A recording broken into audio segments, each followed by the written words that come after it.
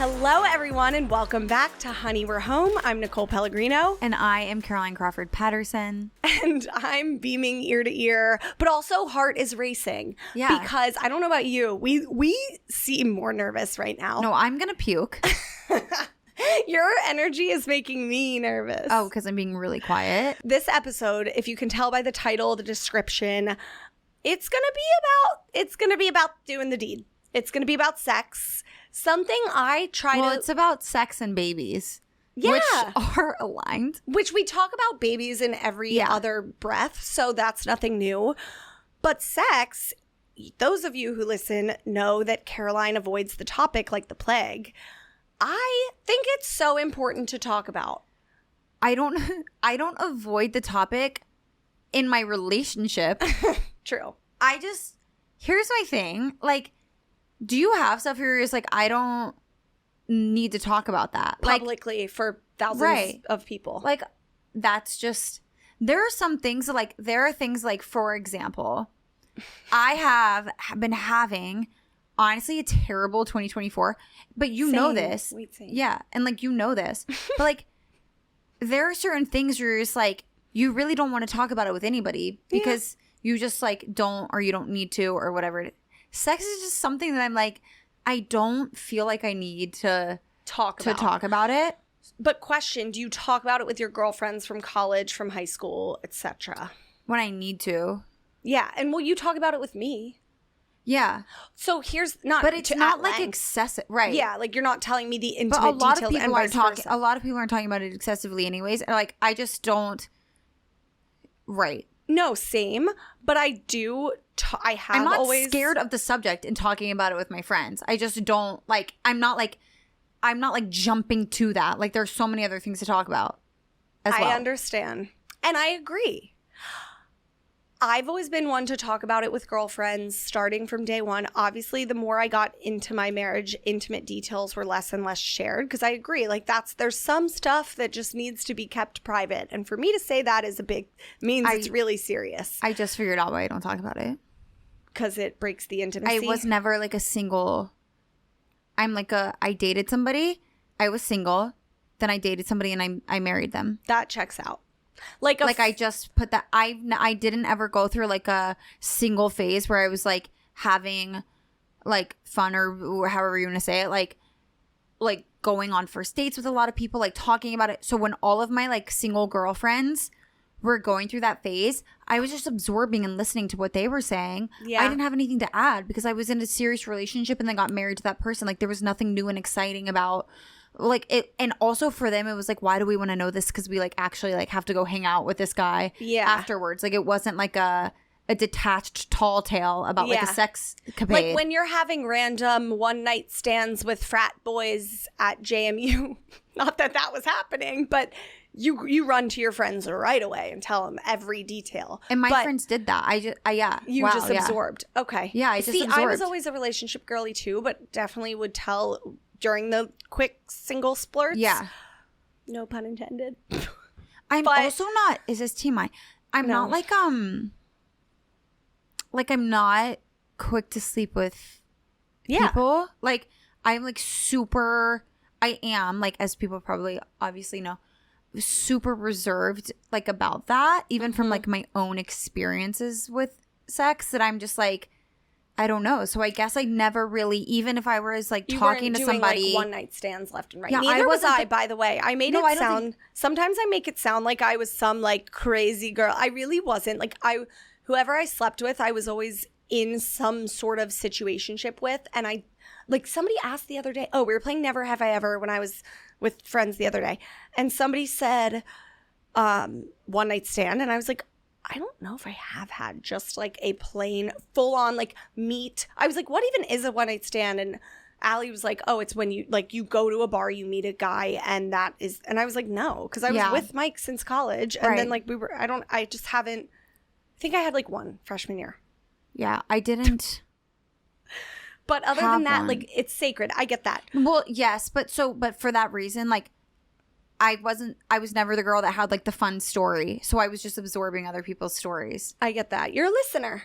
Yeah, so I guess I just don't automatically add to the conversation because I'm like, You don't want to hear about somebody that you like have to go hang out with tomorrow. It's like less, you're like more attached to it. Right. And you don't want your friends to like look at John differently. I totally get that. And same with me.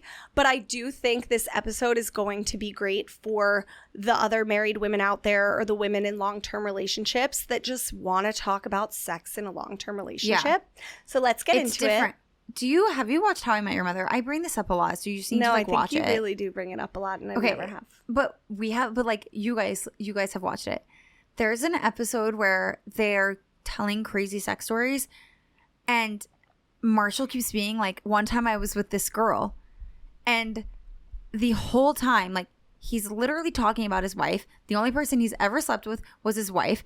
So everybody knows this, and they're like, Marshall, this is so uncomfortable because, like, everyone knows you're talking about me every time you tell this like crazy sex story or this embarrassing story. Like, you can't join the group because your contribution to the story is too close to home. Yeah, it's like too close to home. I get that. Yeah. That's true. Like if all of us now. Like I know John to the point, you know Mike, if you started telling me like Nikki, I would have intimate details, I'd be like, next time I see John, I'd be like, yeah, hi. like yes.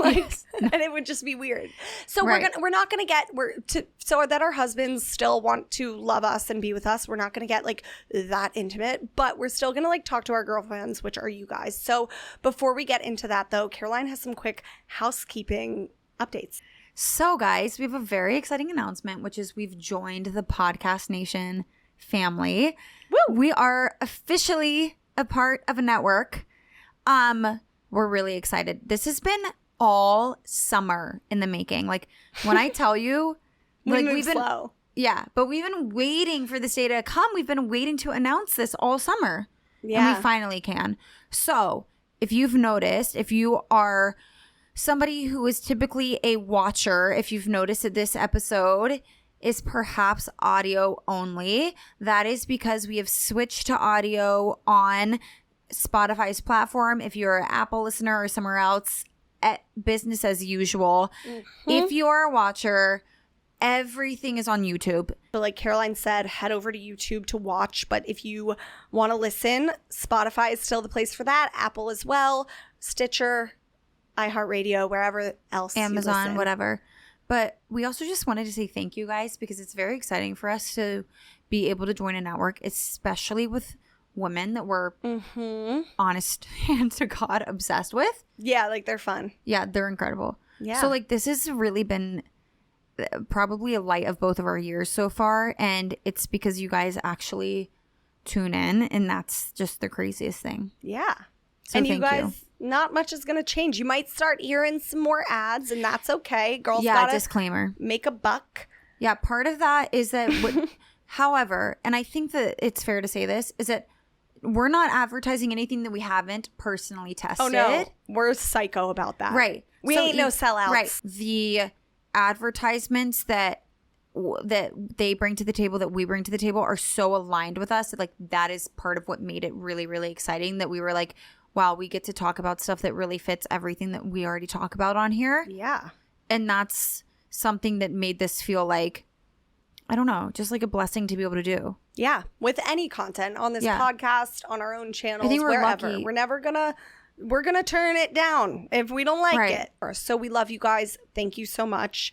But on that note, let's get into the quick baby stuff and then the good juicy stuff. Fab. Okay. We have a new scenario, and it's kind of a doozy because it's about one person in the marriage changing their mind about wanting a baby. Hi, honeys. I'm the first in my friend group to get married. Very fun. And it's really nice to listen to you guys and what you're going through because it's so relatable. Here is a little bit of context. My husband and I have been married for 2 years. We've always talked about having kids. We have a house that's big enough to raise a family, lucky. We've talked about baby names and how many kids we want, etc. And we're both pretty established in our careers. Recently, he told me he's now unsure he wants to have kids. I've wanted to be a mom forever, and we had always been on the same page. My husband's sister had a baby a year ago, our nephew, and we are really close with them. This has made me feel even more ready to start our family. When he told me he's unsure about having kids at all, he said he's been thinking about it for almost a year. I was in a very stressful job for the last year and a half, and he said he didn't want to tell me sooner because I had enough on my plate and mind, and my mental health wasn't super strong, and he knows how much I want kids. I am now in a new job and I absolutely love it, which has honestly made me feel even more ready to start our family. He said he's unsure about kids because he doesn't see the benefits / joy / purpose of it, and that he is worried about the way the world is going and if he wants to put kids through that. I'm just looking for some advice on how to talk to him about this. I don't even really know how to start. Sincerely, an overwhelmed wife who just really wants to be a mom. Yeah. So first of all, I just want to say I'm so sorry because this is a big one. Thank you for writing in, because this is definitely, like you said, more common than we think. I think this is like why we like to be emo.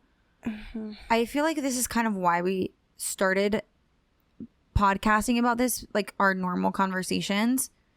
Like, I was not the first in my friend group to get married. I was the first in some of my friend groups to get married.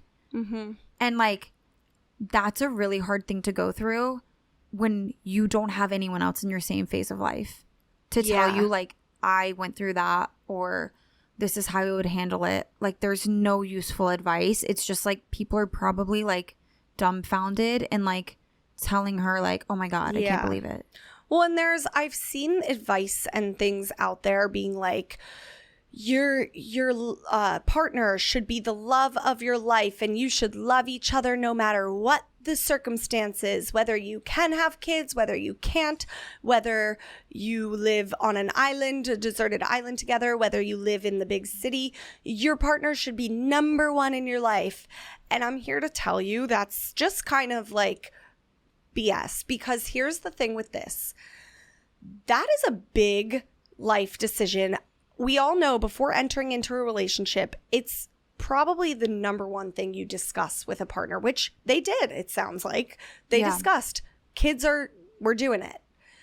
To literally retract. I mean, they bought a house that fits kids. I mean, like I'm sure purchasing that house, like they had that in mind. Like, I feel like you tour the home and you're like, this would be a good future nursery. They've made big decisions and big purchases based on the future of having children. Yeah. To go back on that is just so unfair. I feel so bad for this listener. I could be really wrong. I'm going to be like kind of vulnerable in a moment. And I feel like John is not going to be weird about this because he... Mm-hmm. Like, I feel like he also is open about this with his friends. I have always said on this podcast, like, John and I knew how many kids we wanted before we got married, and we like still want those amount of kids. Right. Like, you'd be mad at John for going down on the number. Yeah, but last year... Oh, God. Wait, never mind. Is he doing that? No, like last year I brought up to him, I said, why is every conversation about kids so almost hostile? Like... Mm-hmm. I don't get it. Like, they start slashing the number down as you get older. Right, I'm like, I'm not trying to start having kids tomorrow, but every time I bring up something positive about having kids or what it will be like or what I'm excited about, it's like met with like a negative comment, as if I'm asking you for kids tomorrow and like you're trying to like prove to me that like we're not ready. I know we're not ready. I'm not ready. It's just like a general it should be able to be a general positive conversation.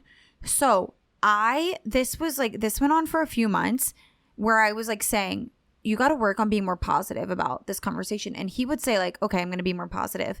And then the next time, like, it wouldn't be positive. We eventually like had it out in a literal Mexican restaurant in the West Village, like at the bar. Like, I was crying because he said to me, he was like, I don't even know if I want kids anymore. What? He said that. Wait, like, you've never told me this. I know. Well, because I was like, what the heck?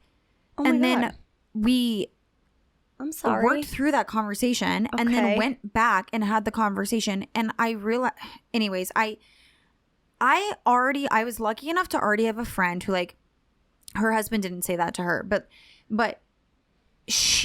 when she was going through getting pregnant, she's super, like, one of her superpowers is just being like really open and honest about where she's at, regardless of what other people are going to think. Beautiful. She really was one of the first people to get married. So like, I think for her, she's like, has a lot of faith that like, being honest is helpful to other people. Yeah. And also, like, I don't care if you judge me because you really haven't been here yet. And I like John and I take that into our relationship where we're like, never be too good for someone else's problem, because if someone's walking that path before you and they've gone through it, do not laugh at them. Like, I couldn't stand for that. It might happen to you. Yeah. So I knew that she said men are more rooted in fear with childhood. And we did talk about this on the podcast once about men's like largest fear about being a father is not being able to like providing. Yeah.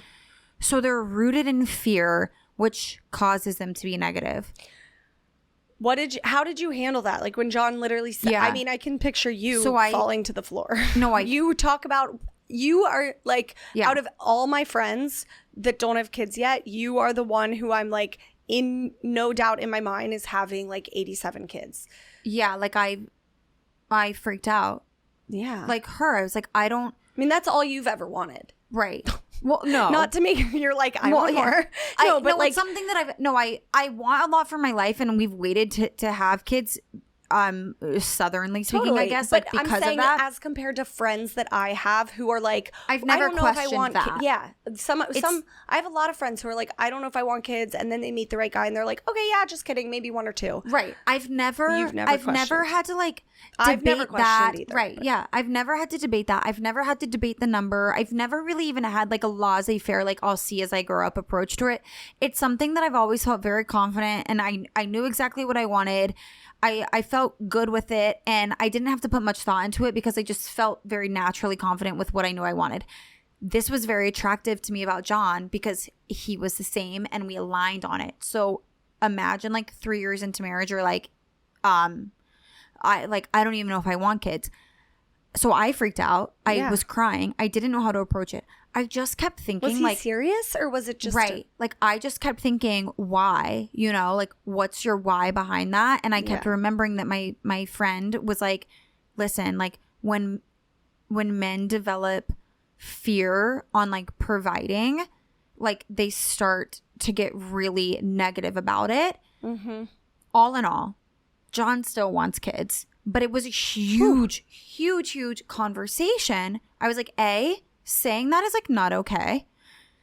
B, like what's going on? And it turned out that it was like about a providing factor and like would we be able to afford it and how many kids would we be able to afford, and like he doesn't, because he's not in a place now where he feels like he could handle the extra obligation and priority and stress and finances that like a child would bring, that he was feeling like, what if I never get to that point where I feel like it's okay? Valid, but I think like also you just make sacrifices to be able to make it work. Right. So I don't know why.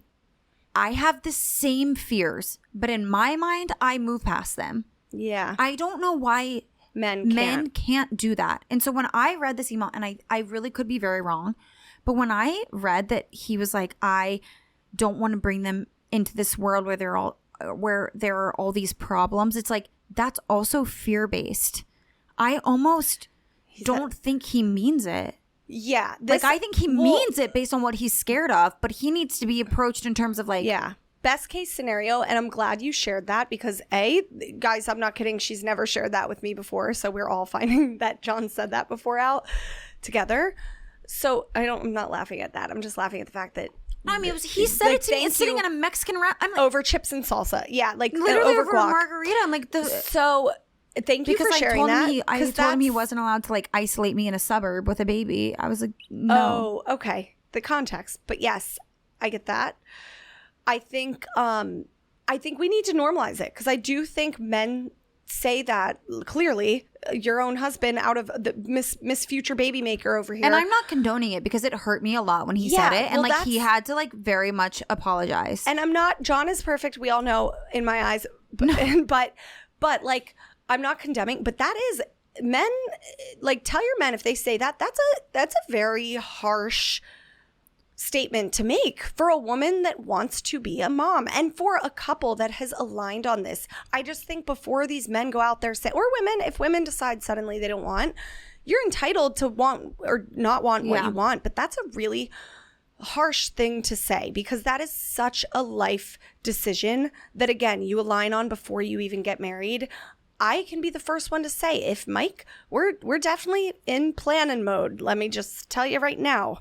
But if Mike came to me and were like, Nikki, all of a sudden, I actually don't want one single child, I would be like, whoa. And if he were serious, if he were doing it out of fear and we worked through it, which best case scenario in this case, which I'm praying for this listener that is same, that, and we can talk about how to get through that because you've been in this. So best case scenario is he's just scared. He's saying things to say things. But if Mike was like, nope, I'm not, I changed my mind. I've been, and the thinking about it for a year makes me so nervous that he's been doing that. Not only is that not fair to you about this, but it's also a little bit of a red flag for other things. Like what else?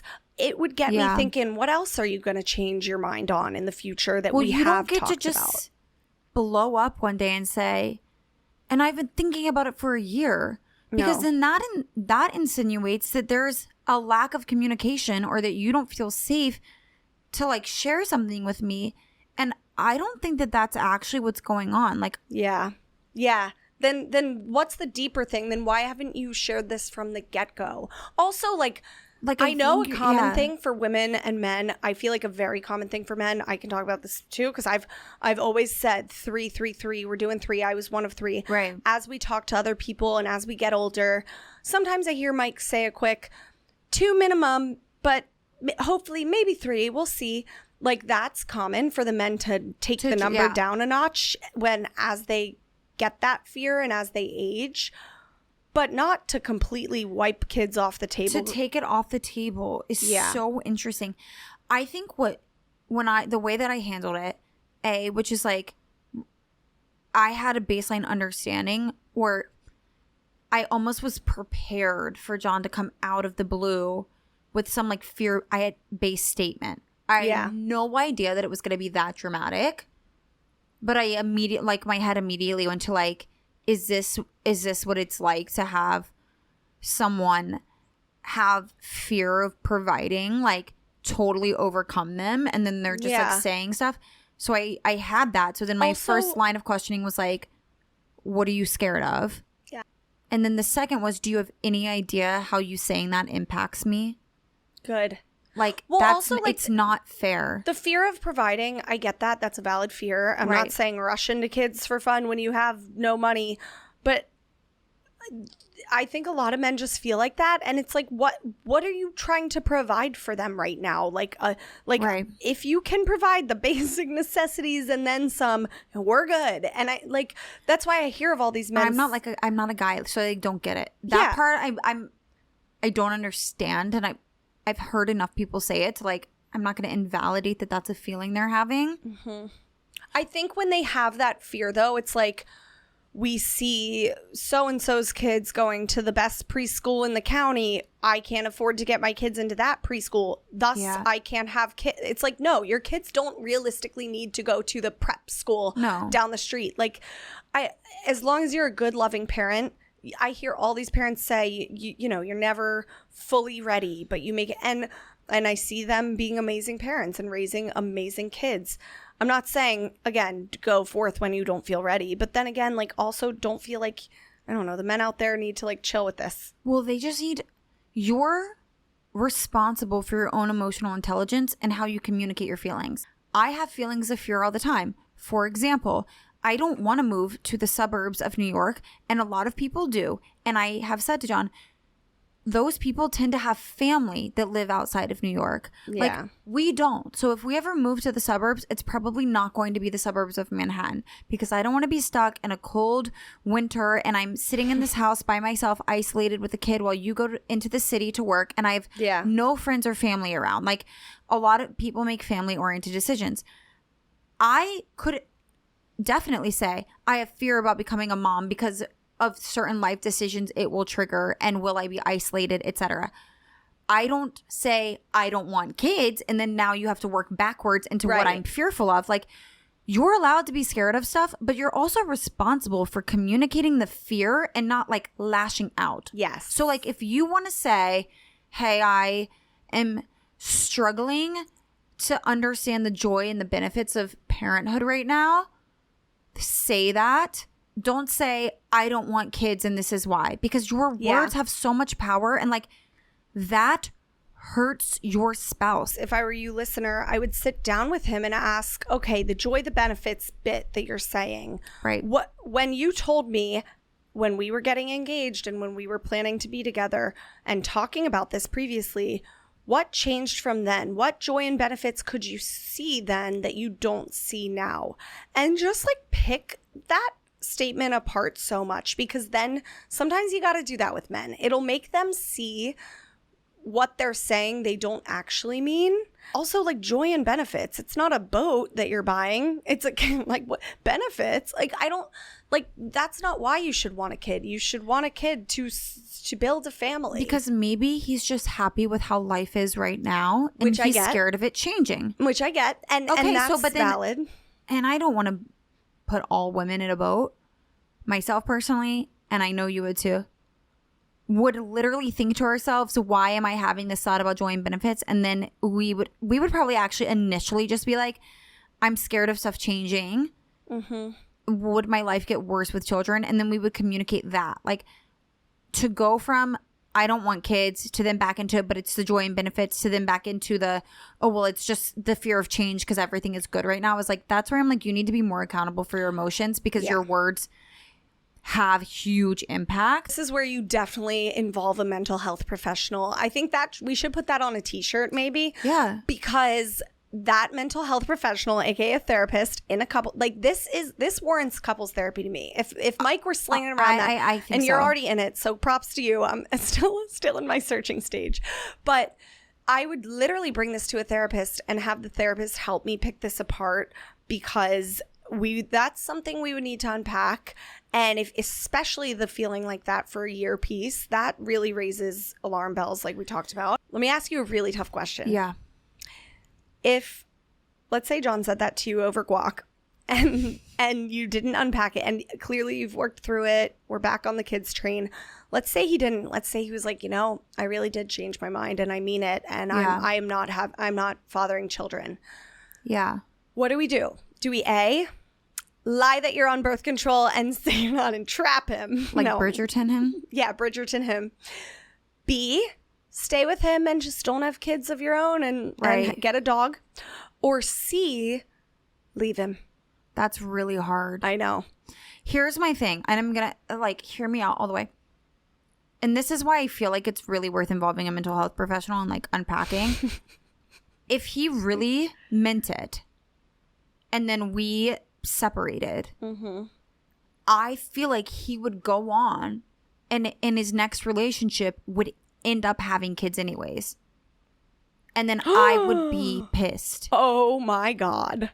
I'm telling, I actually think that would happen, because but maybe that's just me thinking about him, that I'm like, I really don't believe we would have made it this far in our relationship.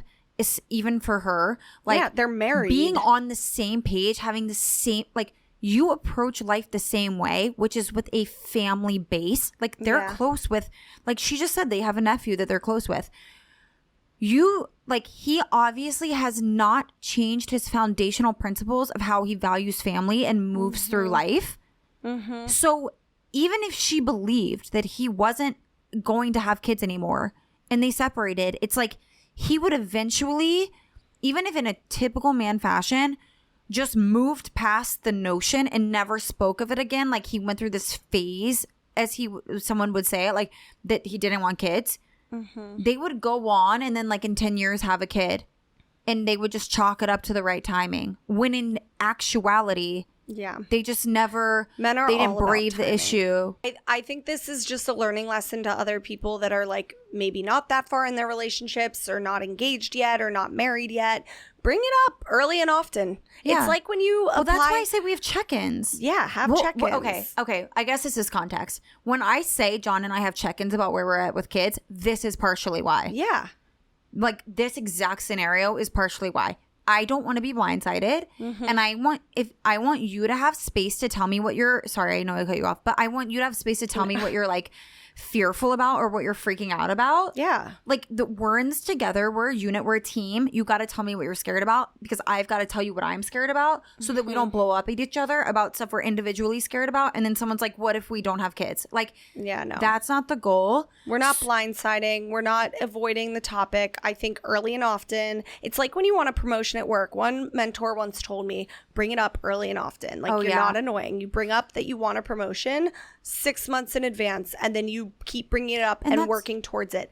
Treat the man like you're getting a promotion. That's true. Like, you just need to talk about it because the blindsiding is not fair. And then at the end of the day, I hate to tell you this, and there's so much more to this. I do want to unpack it I want you guys to unpack it with a mental health professional. I want us to kind of unpack it more in future episodes. And I want, like, if anybody else has gone through this, I kind of want to know also, like, what helped. Well, and at the end of the day, I hate to tell you this, but if he's going to stand fast in this, I personally would have to strongly think about leaving this relationship because that is a huge thing. Because if you don't, if let's say he says, yep, I made up my mind, it's 100% no kids. Yeah, resentment is going to come. You're going to grow to resent him so much. And then your relationship's going to be miserable with no kids. I wouldn't trick him. Yeah. I would not take that I'm path. kidding about the A. People do that. I think people definitely do that. Yeah, but that's not going to work. I mean, you need... This is what I told John. Because if he's like, well, we're obviously still going to have kids. We're having kids when we're both excited to have kids. Yeah, like, nobody wants to force. I'm not going to this one-sided. I never will. I will never be the person that's like, I made you get on board sooner than you were ready. Because if you don't show up from day one as an 100% present, excited father, and I mean day one of the pregnancy. Yeah. Your father from day one of the pregnancy. Yeah. And a partner before that. Yeah. Like, I don't want it. I have no tolerance for that. Because, too, when you do force the man into giving you a child, then you don't have a partner in that. Like, nobody wants to force their man to do anything, and that should be...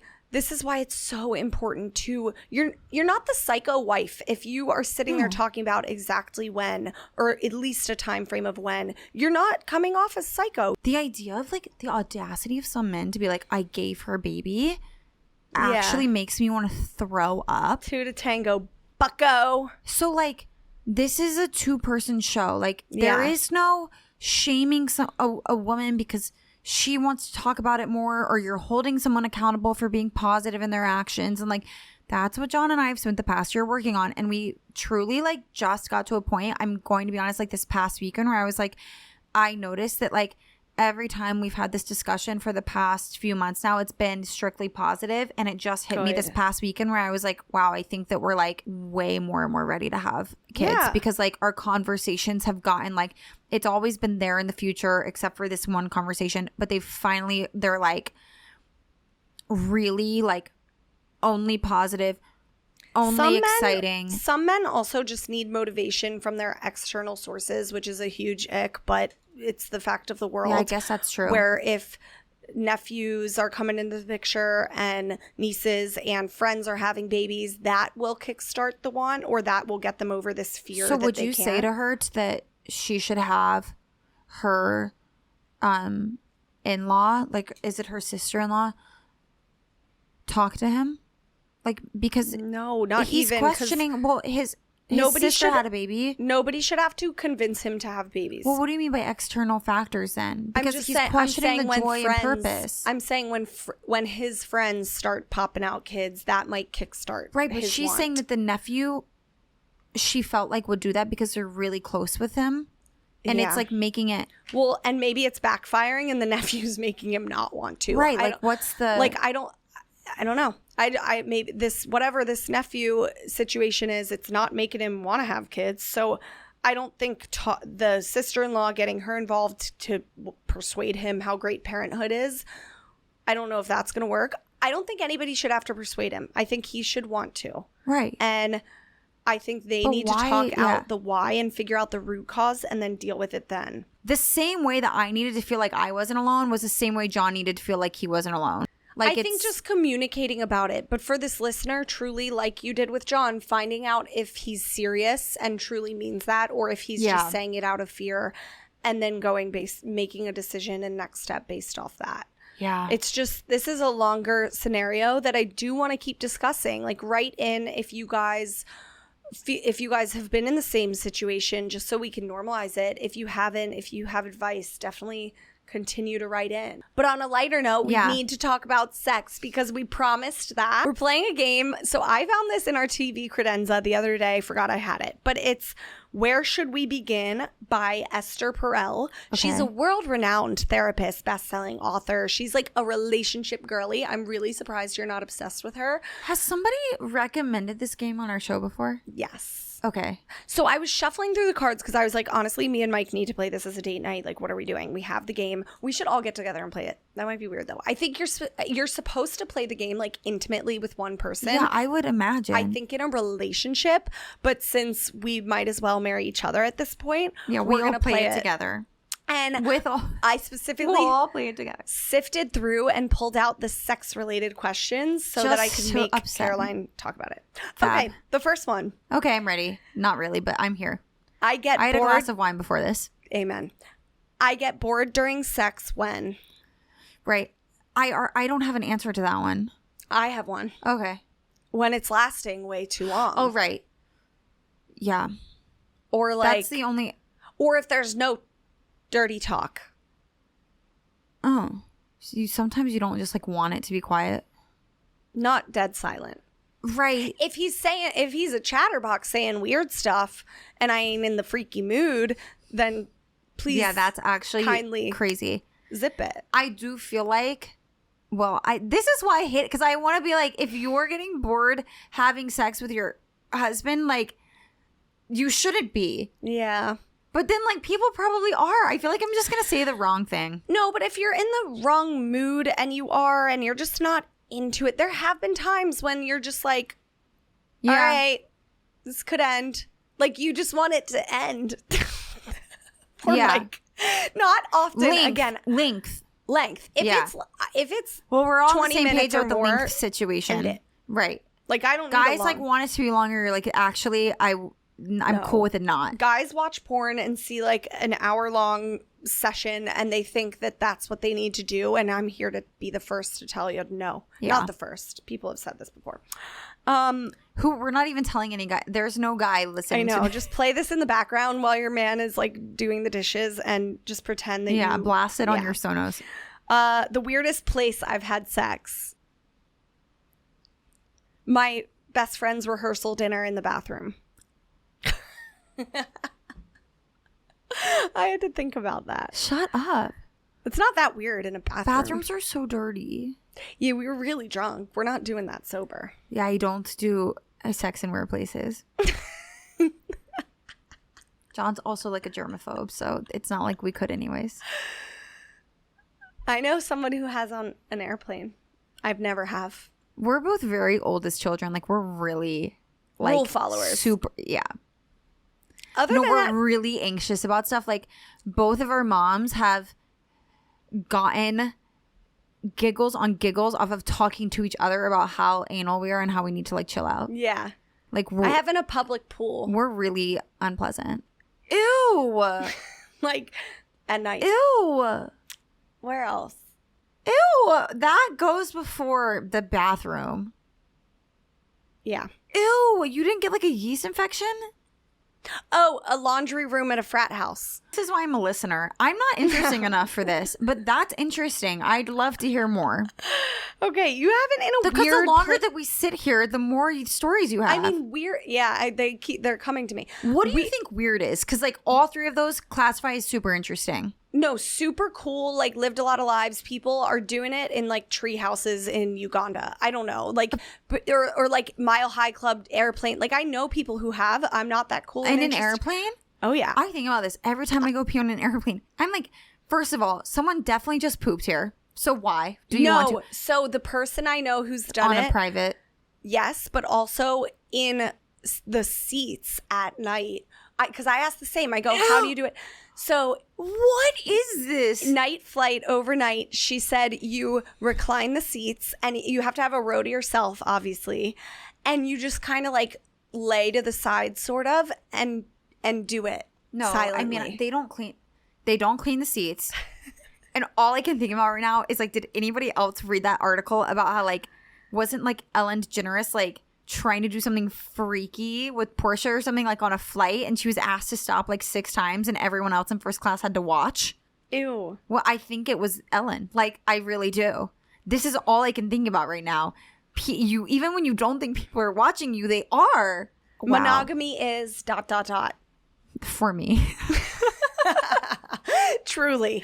Yeah. Like, what? No. See, I am fascinated with people that are in open relationships that are. No, I'm not. If you're watch what is the show coming out? The Secret Lives of Mormon Wives or whatever. Yeah. I don't think it ends well for people. No, I do want to talk to somebody who's in an open relationship or a polyamorous. We could have like Taylor Frankie Paul on. Okay. Because it just went terrible for her. Some foreplay I'll never forget. I don't know. This is unfair because I did see this one before and thought about it. Okay. There was a honeymoon. There was just some good foreplay. And like, I'm not I want you all to know, Mike and I are not some like magical, sexual, perfect sex every time beings. Like, I'm not trying to sound like that. Like, I'm not trying to be like, my sex is always perfect, pick me, whatever. But like, there was good foreplay on the honeymoon. We were in South Africa and it was like in a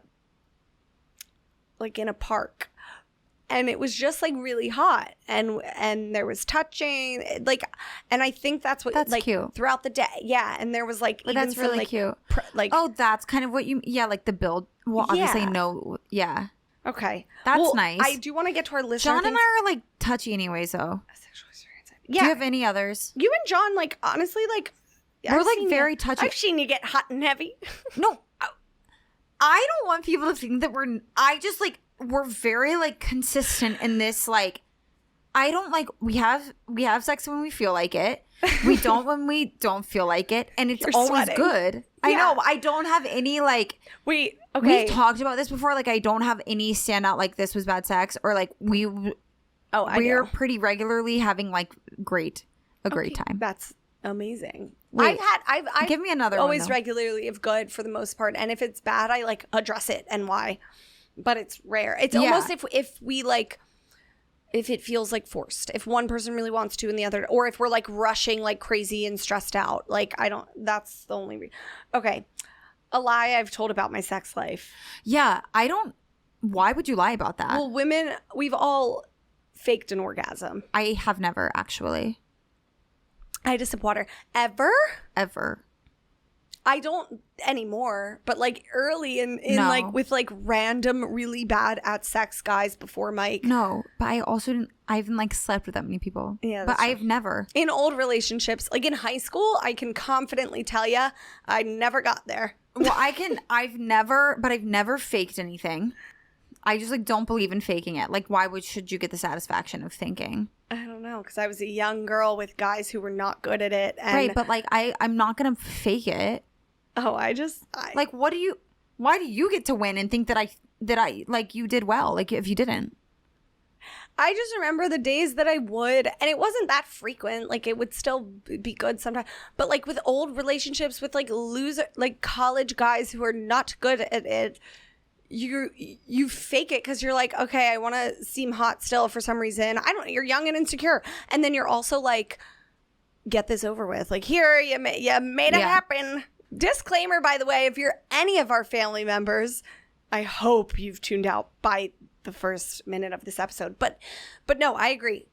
End the faking. But like when you're in high school and college and it sucks, or early on in a relationship and you just want to be done, do it. Okay, what's the next one? A kink I'm curious about. Oh yeah. Well, we said that I just need to. Oh wait, I had a thing for this.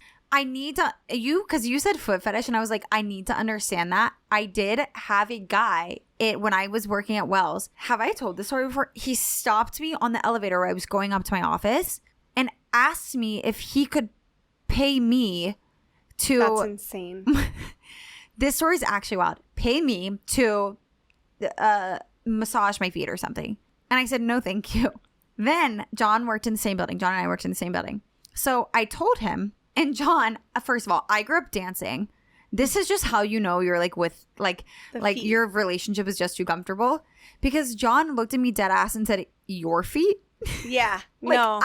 I don't have cute feet. Even a guy with the craziest foot fetish, I think, would run in the other direction. I do not have cute feet. So John didn't even, but literally he was like, yours? Yeah, no. I was like, no, seriously, he said it. This guy actually ended up like stalking me, and I had to like file a restraining. He was like following me home from work, and like one time he tried to grab me. Like saw him across the street. This is after I knew he was like following me home, because he approached me like 3 more times after that about my feet. He started following me home, and so then I had to start like leaving work at different times, and I would walk home, and I had to walk different paths to get home. So on a day I walked a new path, and he was randomly at the corner. He didn't work there. He like worked for Staples or something. They like found out. And I saw him across the corner, like diagonal at the intersection. And so I was like, I'm going to walk really fast between block A and block B to get to the other side where it's like really crowded. And then I'm going to try to lose him there. But he's like across the diagonal at the intersection for me. Like there's no way he'll catch up to me. I am walking really fast. I don't know what he did, but I glanced to my right, and it happened to be a building that was like, you know, the buildings that the glass is like reflective. Yeah. I see him less than a foot. He's this close behind me, like less than a foot behind me. And there's this like revolving door in front of me that was moving. And I full blown sprinted. And like imagine just seeing a girl with like a book bag on, like leaving work in her little like loafers sprinting. No. And also, he was like, I had to do a whole thing, but like foot fetish, all for feet. No. Oh my God. Okay. You're telling long random stories to avoid the topic of sex. Okay. Well, I'm sorry. Okay.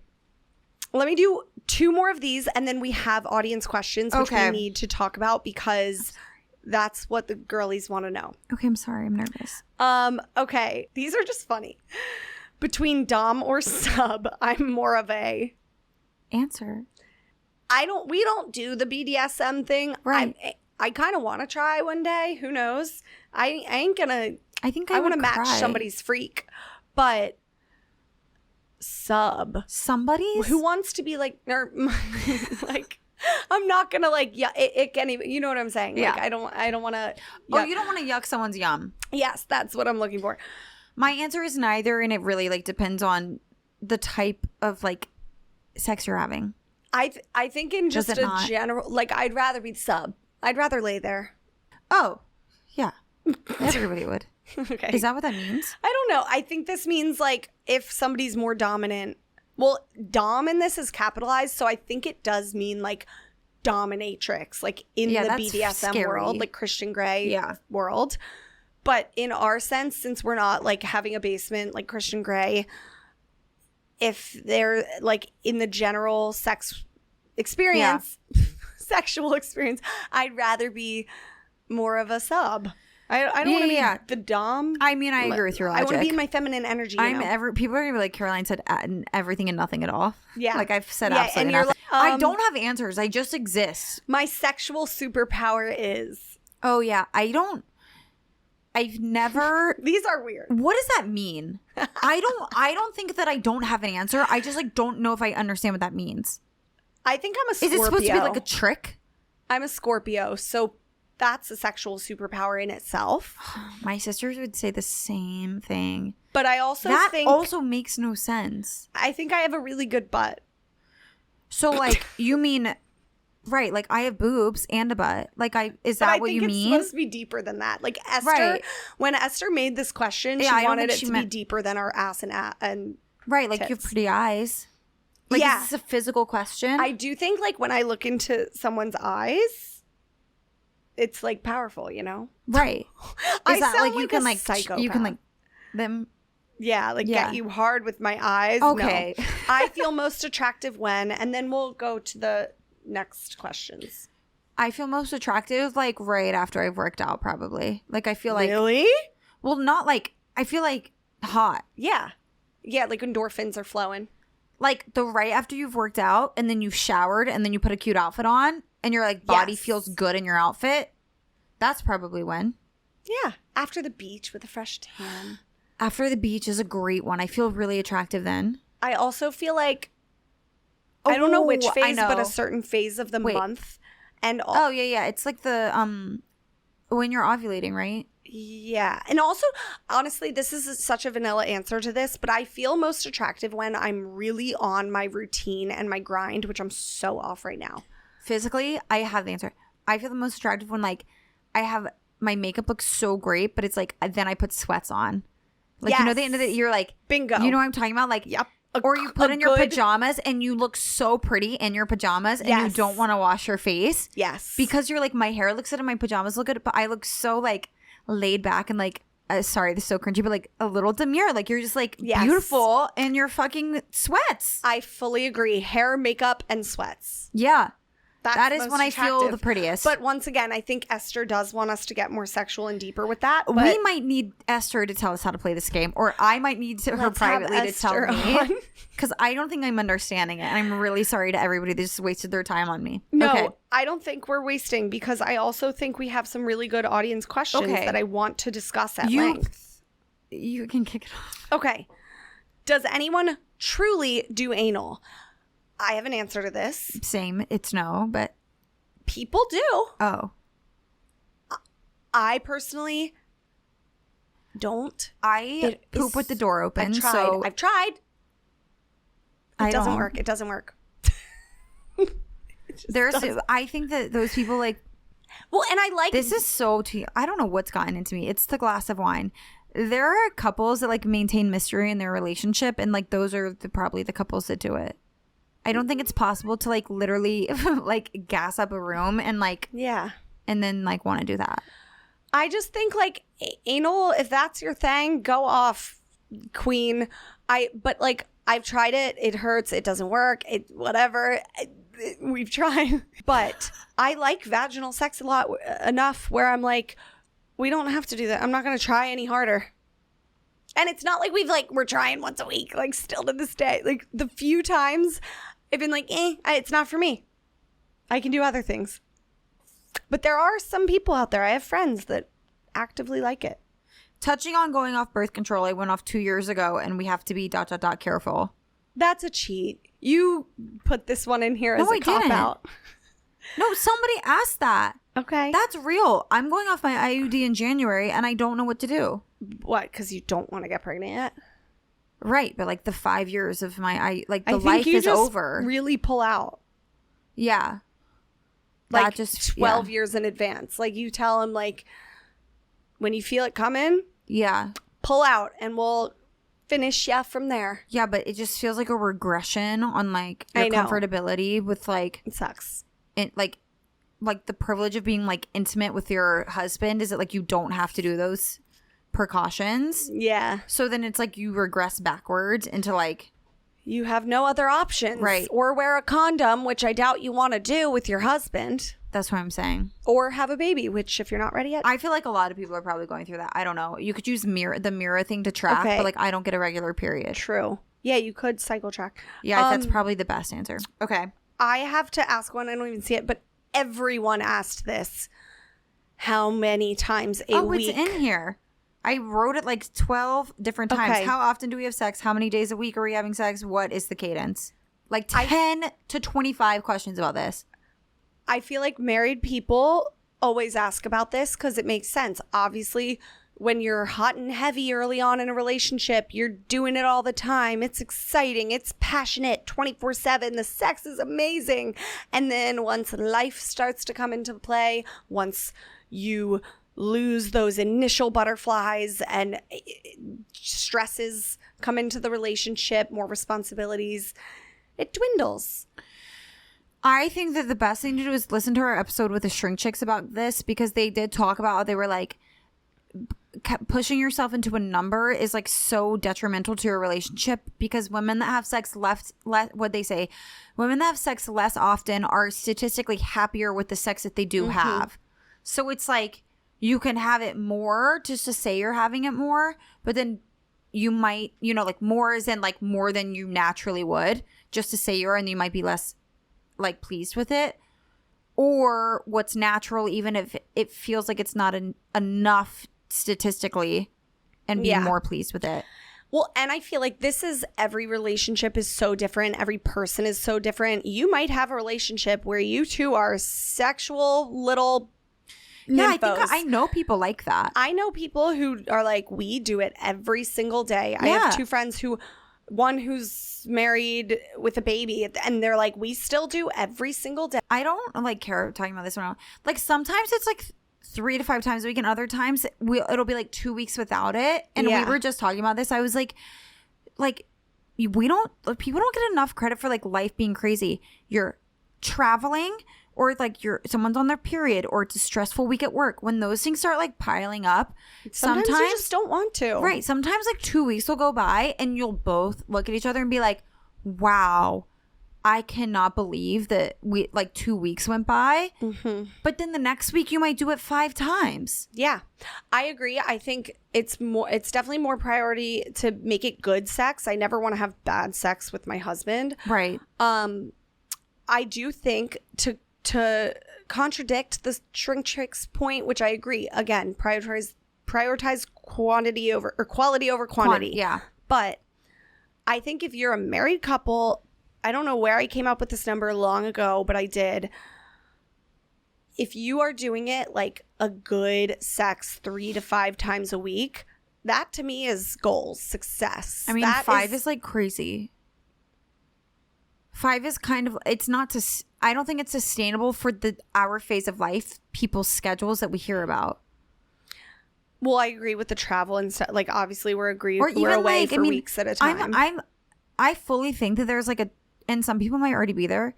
I'm sure there's a time, like a phase in life where like, if both of you work from home, I could totally see it happening. Yeah. But in relationships where both people are in the office, or one person's in the office, they get up early or they come home late. It's tough. There is a difference between how many times a week you want to have sex and how many times a week you actually get to have sex. I also think, though, like every time you have sex, it does not need to be a full P&V session. You can do a little something that's sexual without it being full on sex. Yeah. Is that weird? Like, no. Am I in 8th grade? I just think that our thing is always like a timing thing. Yeah. So like it's like you have to make time for it, and then we get really confused where it's like there is a gap between how often we would like to like have the urge to, and how often we actually logistically get to. But I will tell you, if Mike and I go through a spell when we're not, I flip out, and I think the world is ending. And I think that's pretty normal because we've both had that. Yeah. And I'm just, but then I sit down and I have a talk about it. But our thing is when we like go a period of time without being intimate, we prioritize other types of intimacy to like lead back up to sexual intimacy. Because you like just miss each other, you know what I mean? And then like you almost feel like you're doing it to like only sex get closer. Yeah. And you do, but like, oh, we've been like, I'm like really mentally disconnected. Yeah. And then I'm like, but sex will solve it. And then I try, and then it's like, nope, now we're just physically doing it and still mentally disconnected. Well, someone asked something about how do you get in the mood when you're not in the mood, but your husband always is. Yeah. I actually did write to that. I was like, watch the Shrink Chicks episode for that one too, because they talked a lot about it. Truly. But I can definitely like relate to that because I just am so emotionally tied to the subject. Like I cannot separate like mind from body, and I'm working on that. And Mike and I are sometimes we're just like in the mood at very different times. Oh yeah. And in that case, this sounds again vanilla, whatever, but like we'll literally be like literally last night I think I wanted to and he didn't, or vice versa. And we were like, okay, you know what? Tonight's not the night. It's late as fuck, which we'll also talk about because we're always getting into bed late these days and it's stupid. Nobody wants to late at night when you're trying to fall asleep. But that's when we'll literally be like, all right, you down tomorrow morning when we wake up? And the other person will agree. and we hold us to that. And then you have to like almost sometimes you have to agree on a time. Yeah, like you don't have to put on the calendar next Tuesday because that hasn't worked out for me very well. No. But because something like whatever, it loses its allure sometimes. Yeah. And I'm sure that I'm gonna have to get over that later in life. But for now, it loses its allure. Although I do know a couple who fully schedules like sex lingerie days. Again, I have to be. I'm emotionally attached. Like I have to be like in the. There's so many times. Whatever. So, whatever. This is. Oh no, but this is real talk. The married women like to talk about this because it's so real. Like it's hard to sometimes get in the mood, or you feel like you're not in the mood. And then with me though, like sometimes I'm in my head and I'm like, oh, I'm not in the mood, and then Mike will literally be like, well, I'm gonna get you in the mood, and then I easily get in the mood. John and I have a very real conversation about what keeps each of us from being in the mood that has nothing to do with the other person. Drink every time we say in the mood. In the mood. But yeah. But you know what? We did once on an episode, we talked about that article that came out about closing your stress cycles. And like, if I am stressed, I can't mentally be anywhere but in my head. Yeah. Like, I can't even be in a conversation with somebody else. Like, I'm only in my head. Mm-hmm. So then John is kind of the same way. So then we had to, like, understand how to, like, help each other's stress cycles close if we want to be intimate with each other. Like, it's not about physically turning each other on. It's about mentally helping each other close our stress cycles so that we can focus on each other, even if it's just enjoying a date night. And I think that's where us married couples get hung up sometimes, because you're like, how do I get out of the rut? And then you hear of people having great sex, and that's where you're like, all right, we just gotta have great sex. But how can you have great sex with somebody when you're not into them at the moment, or you're not? So like, it's tough. Everybody's also different. And another reason why I have a hard time talking about it is because like I'm not like a person that can do like makeup sex either. Like I actually have to be like mentally, I have to feel so comfortable and mentally past an issue and like so in love with you emotionally. Yeah. Like mine is a very big mental thing. And that's not really sexy to talk about. Is mental. Like we got in an argument last night. I was just talking to a friend about this. I was like, we need a definition of what everybody thinks fights are, because I throw the word fighter on and I'm like, other people will be like, I don't fight, and then they'll describe to me exactly what I am talking about. Yeah. A fight is hardcore. We got in an argument last night, and then this morning did it. And like, was I still a little annoyed? Sure. Was he? Sure, probably. But like, it was great. Now I'm sweating too. I think because people act like it's just like this thing that we don't talk about a lot, and it's really simple to talk about, and it's just physical, and it's not. And sometimes I think we don't even totally know how we feel about certain things yet. Mm-hmm. So it can be difficult to answer questions, because then you start to think about it and you're like, how do I feel about that? And listen, here's what I got to tell you about sex in your marriage, in your relationship. Whatever you're doing, go off. If it works for you, it works for you. That's all that matters. If you're having sex once a week and it is amazing, mind-blowing sex, and you guys are happy and you are feeling mentally connected, physically connected, then great. If you're having sex twice a day, God bless ya. But like, if you are, I'm jealous, and it's wonderful, mind-blowing sex and it's working, keep it up. Ramp it up to 3 for all I care. No, that's crazy. Yeah. But if you're having sex 3 to 5 times a week, honestly, perfect. As long as you're both happy. Yeah. I think, okay, I don't, the older I get, the more I'm like less reserved about talking about it, especially with friends. I think the bigger thing is like, we shouldn't be reserved to talking about it in our relationships. Yeah. No, so you should talk about everything together. I really feel like you should be talking about sex with your partner first, and then with your friends for fun. Mm-hmm. But like, if you have a question about it, or like you want to getting to the bottom of something, or trying to figure out if something is normal, you really should be going to your partner predominantly to be like, how, like, normal is whatever feels right to both of you. Bingo. I think like truly too, that's good sex with your partner is going to be about being honest with each other. If you can only orgasm in a certain position, or you really like using handcuffs and you really want to do that every single time, or you, I don't know, just like if you're freaky, if you have a foot fetish, tell your partner that. Like, if they love you and if they're your partner, they should match your freak. Right. And whatever sexual preferences you have should kind of work for them with some boundaries. Like, if they're super weird and they're like, I don't know, some sort of weird shit. I don't want to be obsessed with like keeping up with sex culture, because then I think that's like hard for your relationship, because it's just a very like, it's something, if it only involves you two, then it really should only be based on what feels right for you two. And so then when people are like, someone wrote in like, I'm obsessed with not getting in a rut, and it's like, probably because you're constantly consuming content about people getting in ruts. And I bet if you didn't talk to anybody about them getting in a rut, you wouldn't be freaked out about you getting in a rut. Or like, someone asked like about a third party, and I'm like, you're probably thinking about that because you're consuming all of this content about other people doing things with 3 people, and now you're wondering if you are missing out. But it's like, I genuinely think that like, if you wanted a third person, you and your partner would come to that conclusion on your own without any type of outside influence, because you would maybe just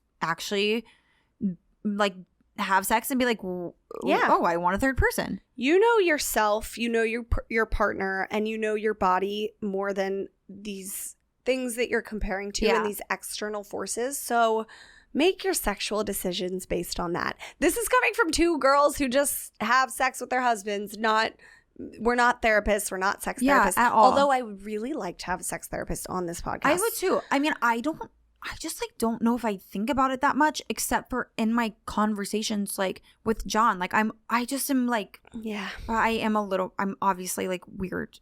Like, I obviously am like more prude about it.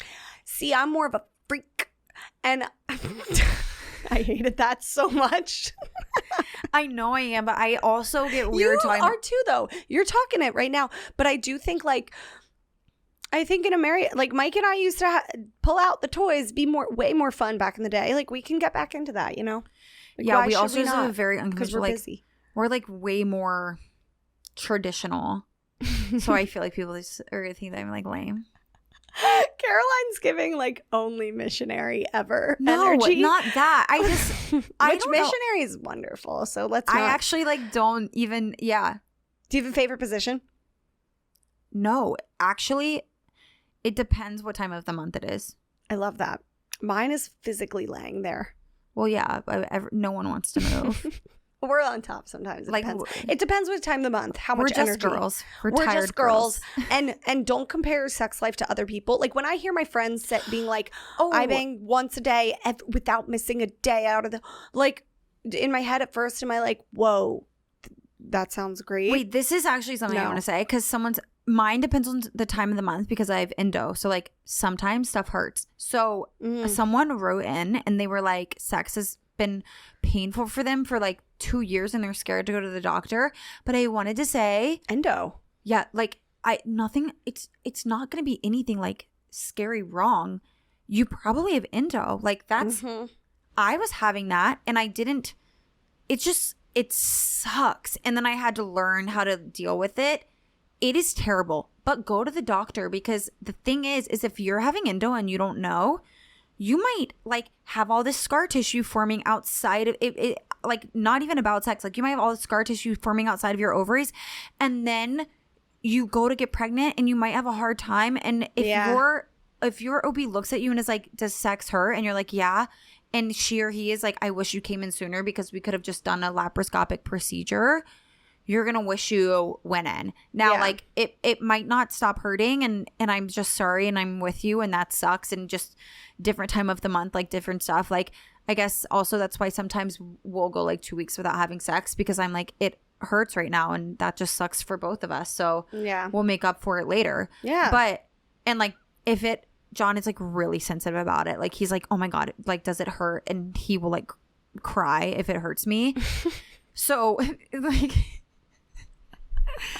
Just picturing you guys being like, go to the doctor, because it could just be endo, and I want you to go to the doctor just to make sure that it's not. Or I'm a big fan of lube. It could just be dry down there. You could need some help. Yeah, I guess that too. Like, I was more like, if you have endo, I want you to know now. Yeah, if it's like internally hurting. But like if you know when it's dry and it's not. Yeah, I feel like if that was it, you would know.